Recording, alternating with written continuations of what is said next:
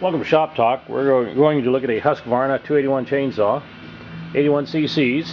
This one features a 32-inch lightweight organ bar. If you've never seen those bars before, that bar is 2 pounds lighter than your average bar, and a very spendy bar. These bars sell for $160.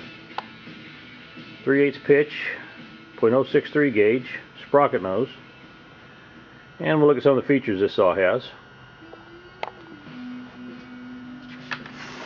Kill switch is on the left here. Choke's on the right. Got a side load on your gas reservoir and your oil reservoir. It's got what we call a 7th mount. That just beefs it up, makes it a little smoother and better for running the longer bars. It's got a dual port on the muffler. You can see right there.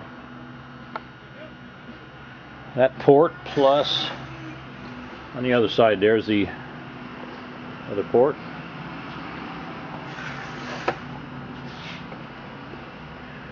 Adjusting the tension on this bar and chain is loosen the bar nuts up right on the inside here.